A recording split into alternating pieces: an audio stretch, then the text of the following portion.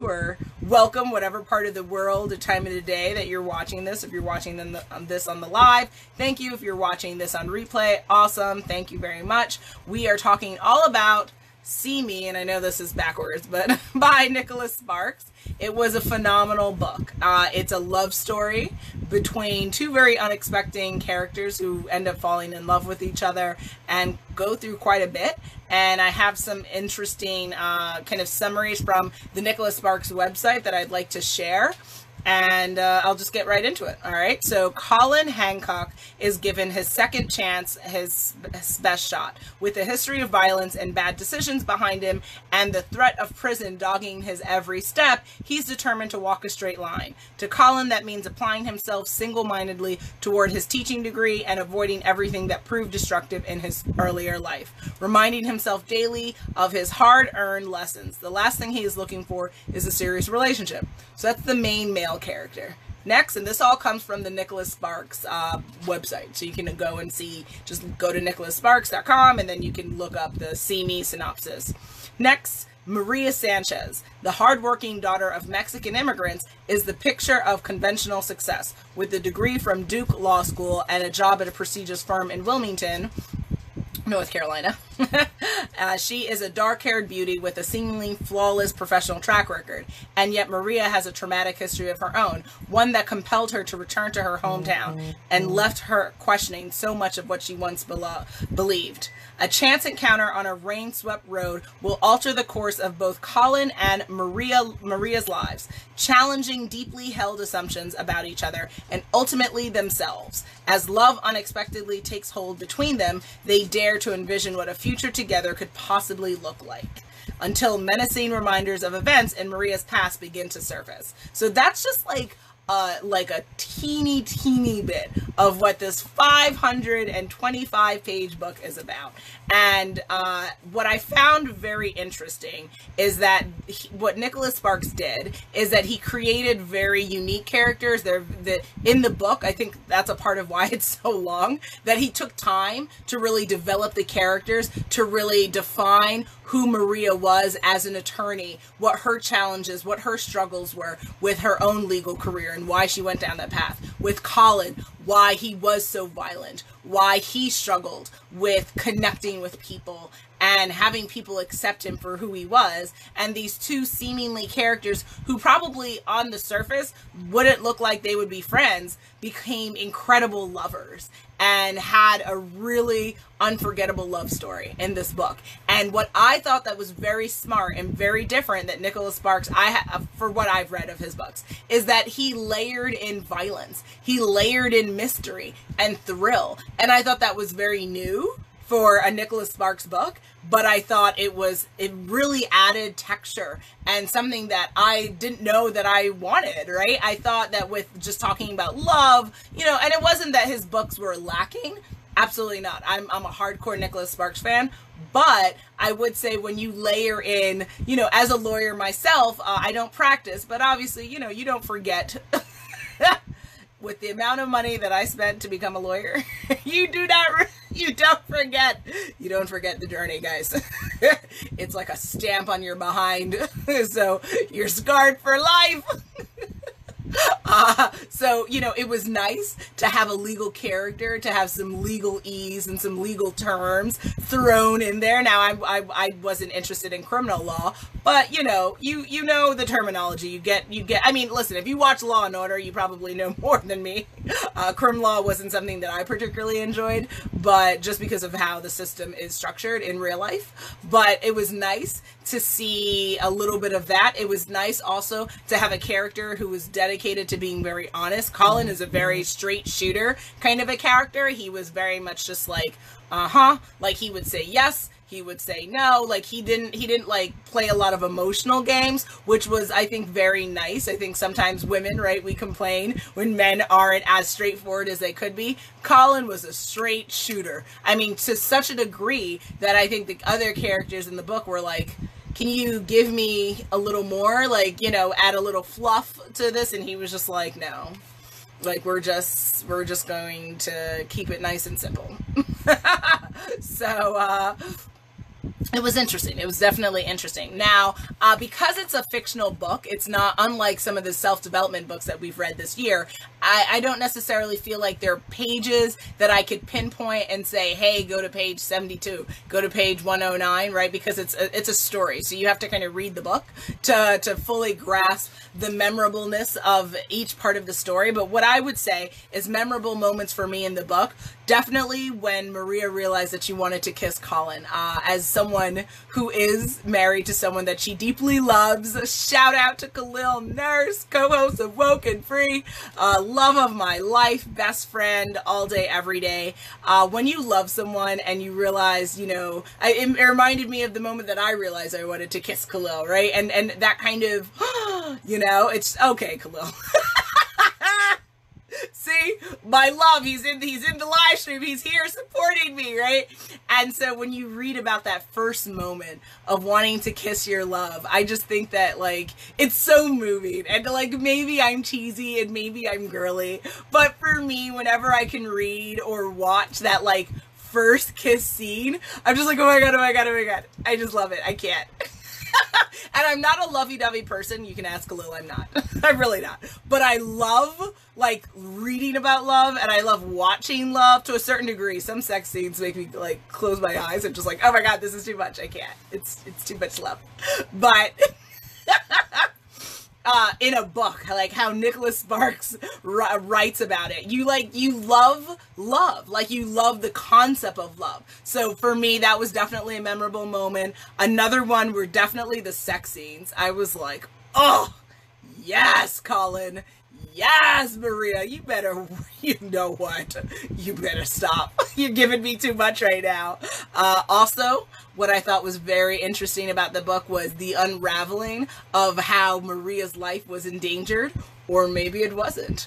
Read the book to find out. That thriller, Nicholas Sparks put in an interesting kind of page turners where you're just like, oh, no, he did it, right? And then, so you think something's happening and something totally different happens. So, want to know more, go to dressingroom8.com. It's a pinned comment here. You can see it.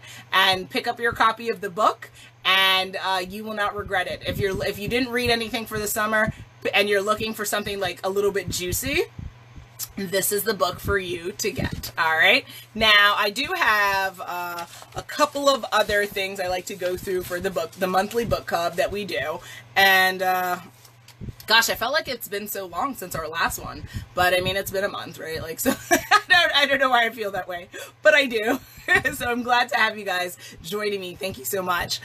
Book structure, right? So if you aren't familiar for like how Nicholas Sparks writes, he writes for everyone, right? This is like kind of like a lover's book series that he does, and every book is different, right? Every storyline is different, but it's as long as you love to read about love, that you'll love his books. I don't think he ever writes in a way that's like, only if you're this. Now, I do think, I don't know if he's Southern or he lives in the South or something, but I feel like I've read several storylines that are Southern culture, like is the dominant kind of culture of the book, right? Or the context of the book.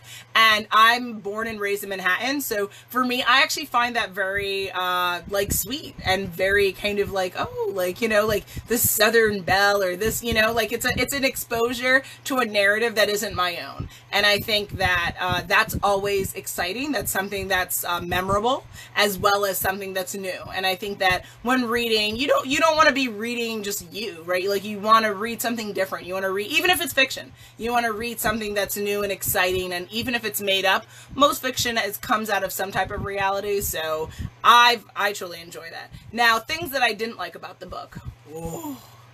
Am I going to say it? Yes, I am, because every book club you have to be critical in when you're reading, right? Even if it's fiction, you've got to be critical. To be honest, I didn't want to read a 525-page book. Like, I was like, listen, Nicholas Sparks, you're lucky I love you, because this is some interesting, you know, I felt like the story didn't pick up until page 150, but that's okay, because when's the last time you're going to read a 525-page book, right? Like, it's worth the read. It's worth the long ass story.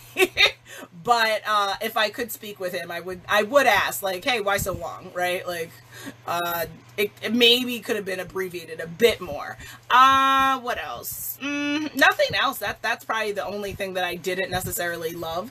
I mean, of course, like, I think, like, with anything when I read, if it ends on a way where you're like, oh, what happens now, right? Like, he ends and it's clear who ends up with who, and I don't want to ruin or do spoiler alerts for you. So you have to read the book, figure out who ends up with who and what's going on. But I'm always just like, but what happens next? Like, you know, I just kind of want the characters to live on forever. But that's like the 7-year-old in me. So there's that. Things I loved about the book. Just generally just how romantic and real, how he paired realism with romance, because I think sometimes, like, I would say in some books, right, about love, you don't necessarily relate to all the characters, and so it's really like a fictional read for you. For this character, I kind of saw parts of me in Maria. I kind of saw parts of me in Colin. I'm a straight shooter. I'm the kind of gal who's going to give it to you how, whether you need it or like it, I'm just going to give it to you how you're going to take it. And I like that about Colin, and I very much relate to that kind of straight shooter approach. With Maria, obviously, you know, being an attorney as well, you know, it's always nice to read about that narrative and people complaining about law school or the journey of law. Because sadly it's a negative journey that so many people go on. It's like the Hobbit trail to hell. It's sad. I don't know. I mean, I know there are happy lawyers out there. God bless you. I wasn't one of them. But I just, you know, I think for me, because when I started law school, it was kind of when the economy went down. So I had to pivot, and I ended up being a non-traditional attorney. So that was just kind of the path I went. I didn't do big law, didn't do any of that stuff. So, you know, my narrative is very unique and different. But still, I think for the amount of heartache and financial strain that you go through going through law school, short of you getting a full ride, which lots of people do now, apparently. Good to know. You know, it's interesting. It's an interesting kind of badge that I think we wear, like lawyers wear. And so when you read about the narrative, you're like, you touch your like invisible badge. You're like, yes, been there, done that. What else? Oh, lessons. That's what I'd like to share before we end off this. So with every book that I read, I really try to make sure that I spend time sitting down and thinking about the lessons that I'm taking from it, right? Because we're not just reading content to just read content. We obviously need to, you know, have this be valuable in some way or form, right? And so ultimately, here are some lessons that I learned from the book. Love has no limit, and it has no specific face that attaches to it, meaning you can fall in love in some of the most unexpected ways. I think that was a really important message that was very clear from the book, and something that you can actually take in your actual life. A lot of women who, I was just at the gym the other day, and 2 women were talking about their daughters and how their daughters need to find a man, and oh my God, I don't know, she's like perfect. There's nothing perfect in life, so first of all. But secondly, you know, are you looking in all the different places, right? Not the right places, but different places is how I would phrase it. Love comes from various different places and has various different faces attached to it. Sometimes we're too narrow focused in what we envision for ourselves, and we don't open up for the possibility of something else. And that's when you can have the greatest love walk into your life, right? By just being open to that experience, open to differentness, open to something that you didn't know you needed in your life. So, oh yeah, I'm talking about See Me by Nicholas Sparks.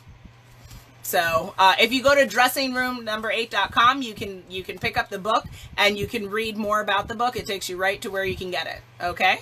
But yeah, so this book is all about love and 2 seemingly characters who wouldn't necessarily cross paths in their real life, and they fell in love. Absolutely. Next, a lesson I learned from this book would be people will surprise you in a good way. You're welcome.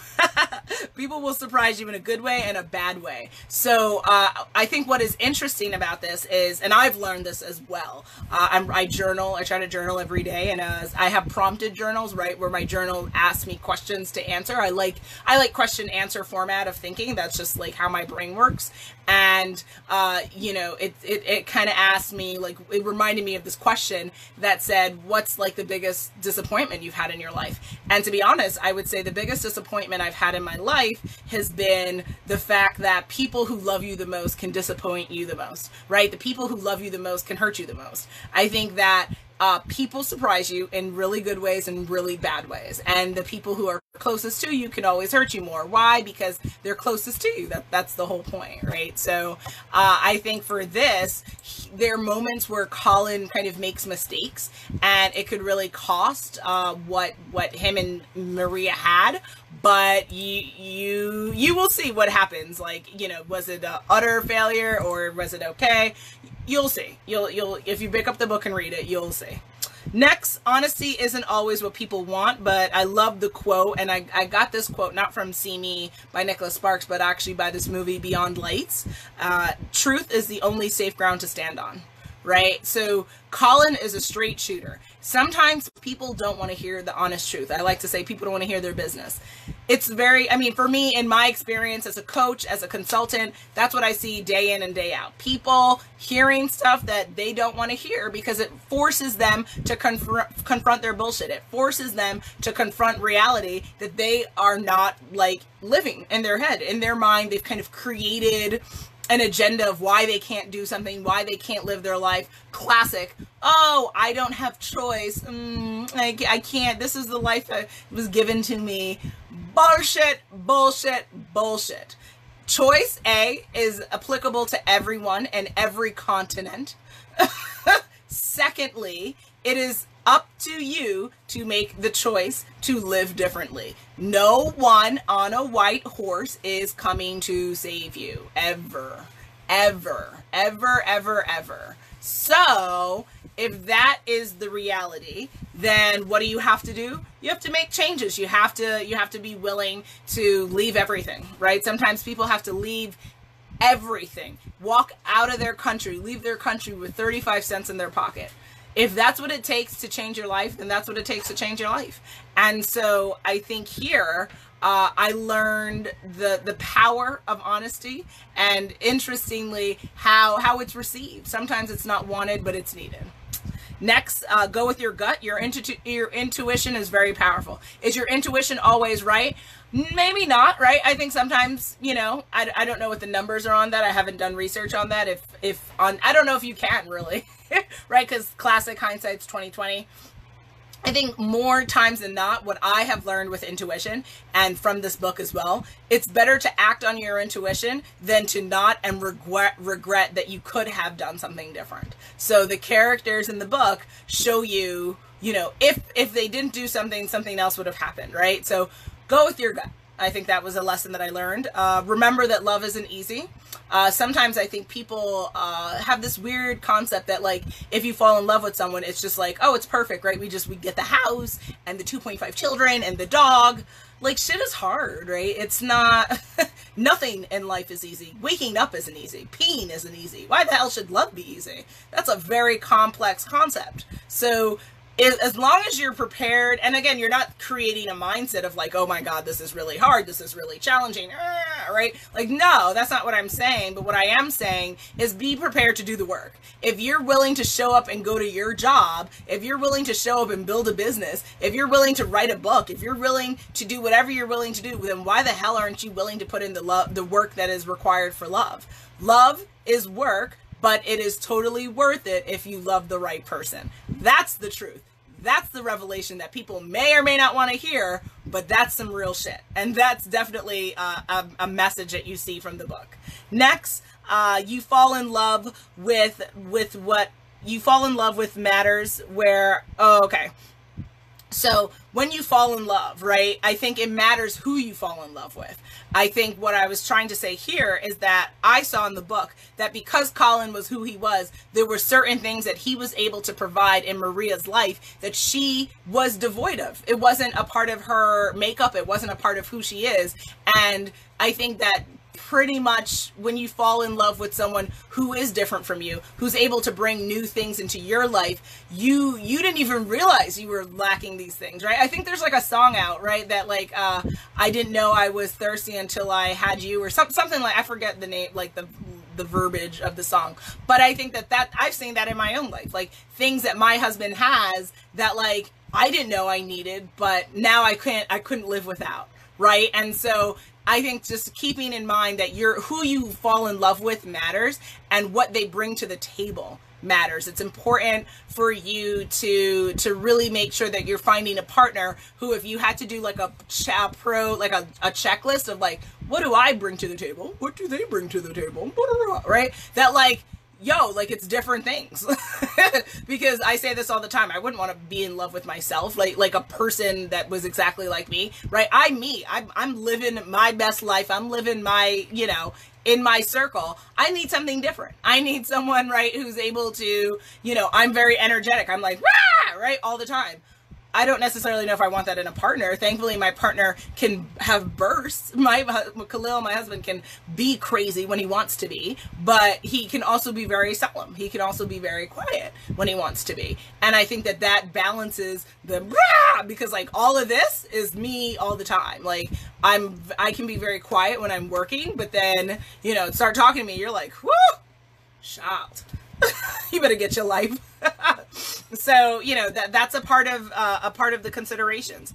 And then also, and this is just a life principle, but I've definitely have seen this in his books as well as other love books that I've read. If you want something, you'll make it happen.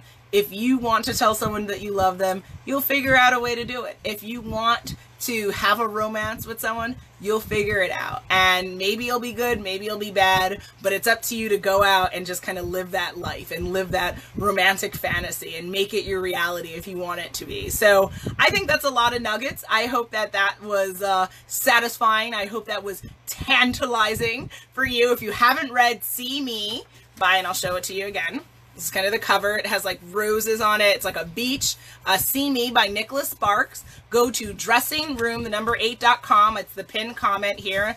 And you can pick up your copy of the book. If you have any more follow-up questions about the book, always feel free to visit dressingroom8.com. You can reach out to me. You can also put comments here. As a part of the book club, we should all be talking to each other and kind of interacting with each other about the books that we're reading every month. And my next question for myself and you is, would you read another book by Nicholas Sparks? Hell's yeah. I mean, I think I saw like 3 more books that I was like, oh my God, I got to pick these up.